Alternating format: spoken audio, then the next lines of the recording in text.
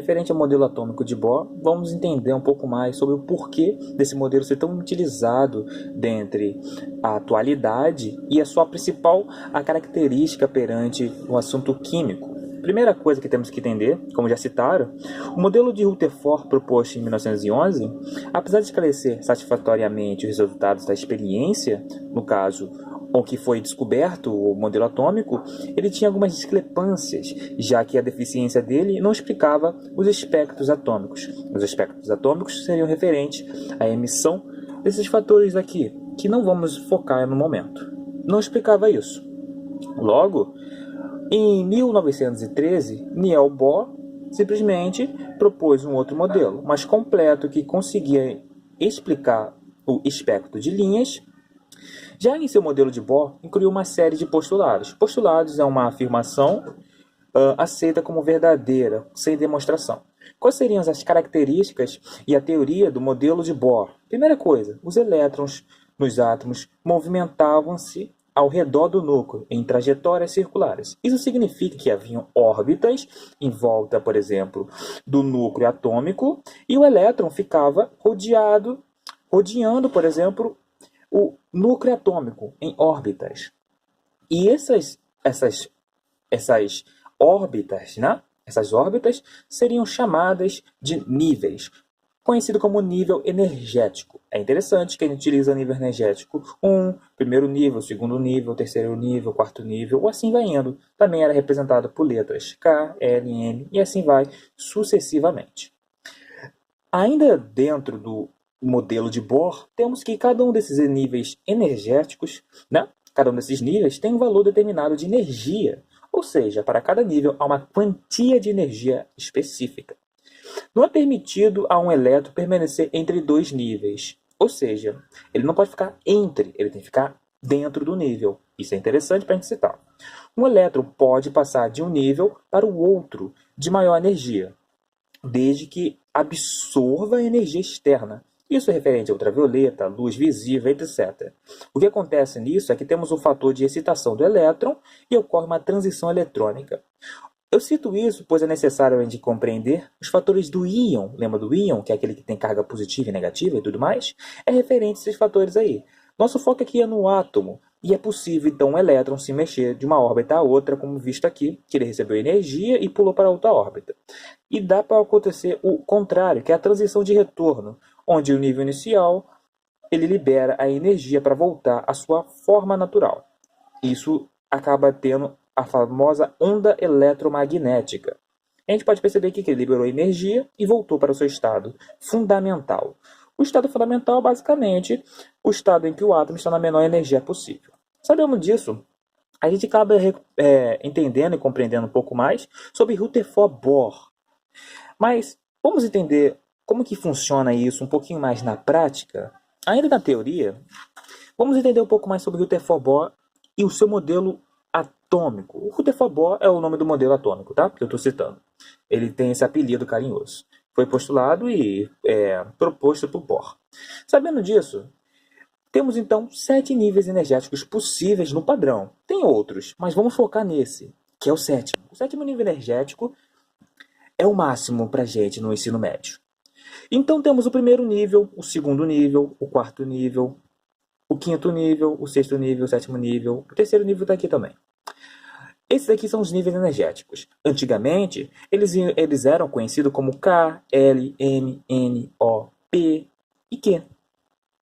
Só que, com o passar do tempo, esse aqui entrou em desuso. Então, não utilizamos isso. Utilizamos nível energético para associá-los.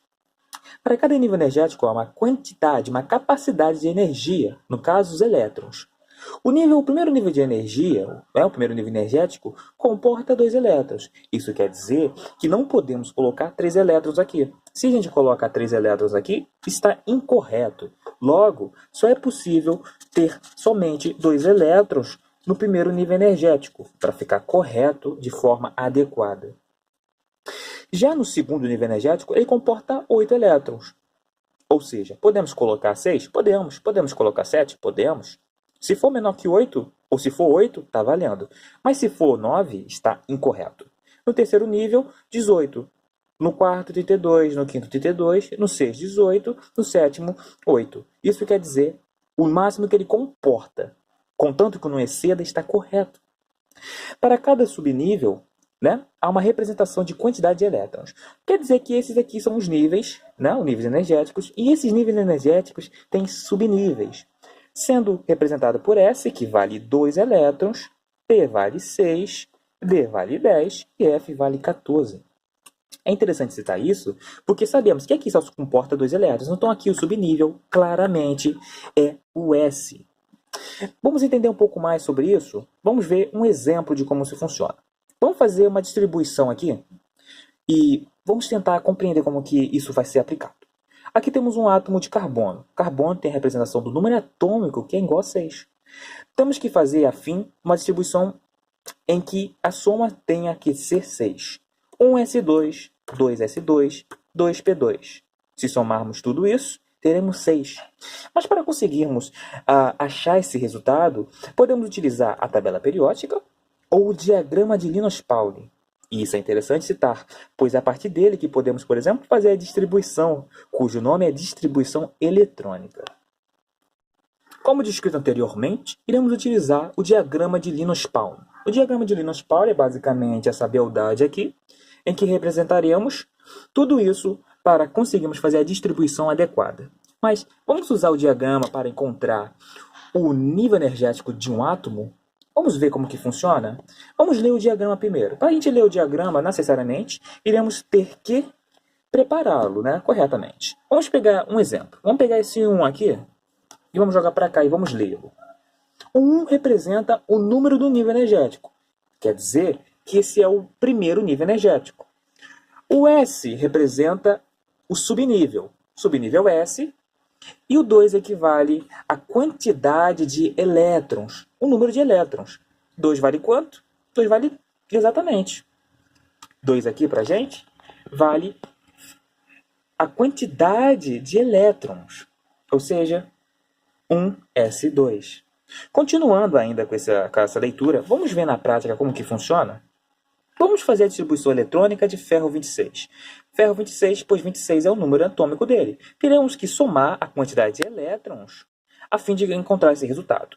A forma para fazer isso é simples e objetiva. Vamos utilizar o diagrama de Linus-Pauling da seguinte forma. Vamos pegar da direita à esquerda da seguinte forma, seguindo essas retas, seguindo a linha. É simples e óbvio. Basta a gente contar até dar quantos? Exatamente, dá 26 elétrons. Como eles são cargas neutras, como já descrito, não se preocupe. É a quantidade de número atômico que ele tem também. Vamos ver como funciona? Vamos começar. Começando onde? Começando no 1s2. 1s2. Olha aqui, olha aqui, olha aqui. 1s2. Depois tem qual? Vamos lá. Olha, depois é 2s2. Colocamos. 2s2. Depois é qual? Olha lá, estamos seguindo a linha. 2p6. 2p6. Vamos ver quantos já temos? 2 com 2, 4 com 6, temos 10. Faltam 16. Vamos continuar até conseguir tudo. Depois de 2p6, temos 3s2. Correto? 3s2. Depois de 3s2, temos 3p6. Ele vale 6. Correto? Depois de 3p6, temos 4s2.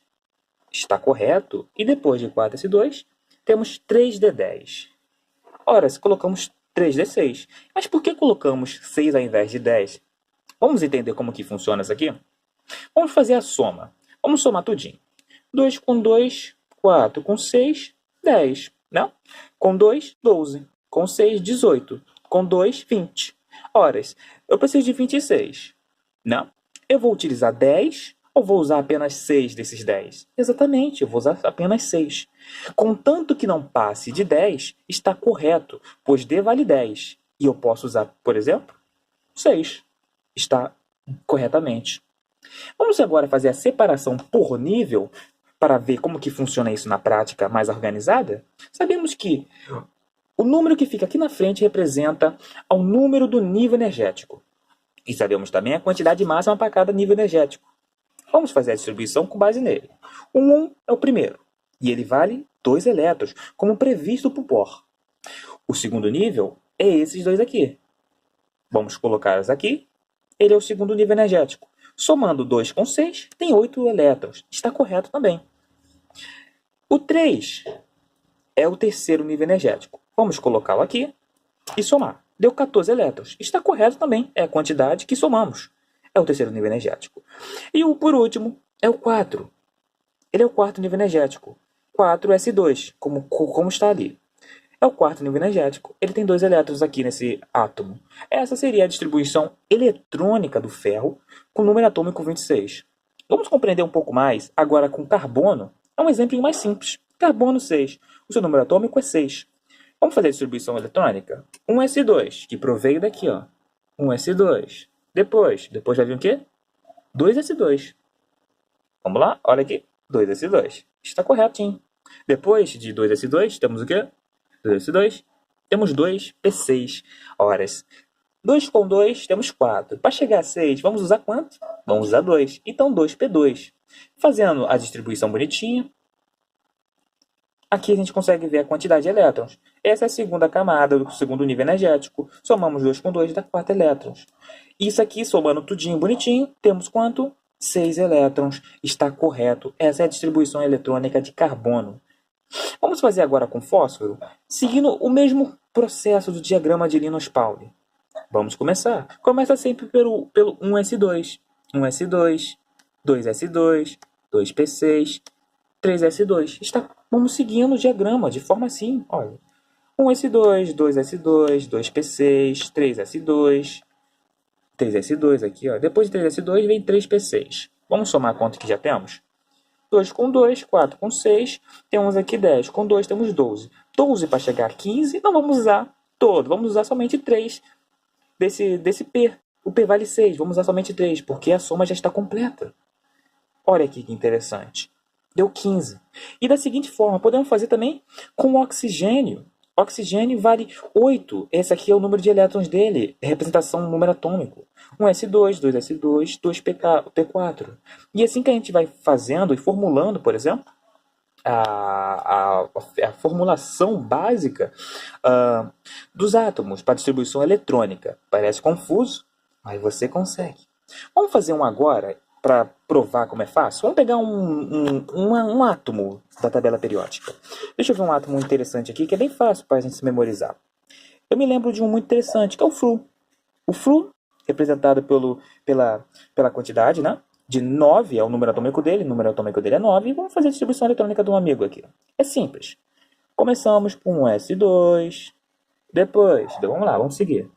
Depois de um S2, 2S2. Vamos lá, 2S2. 2S2. Depois, vamos ver. Depois de 2S2 é o quê? 2P6. Não? 2P6, é aqui ele fala. Vamos ver. 2 com 2, horas. Temos 4. O que é interessante é que ele suporta 6.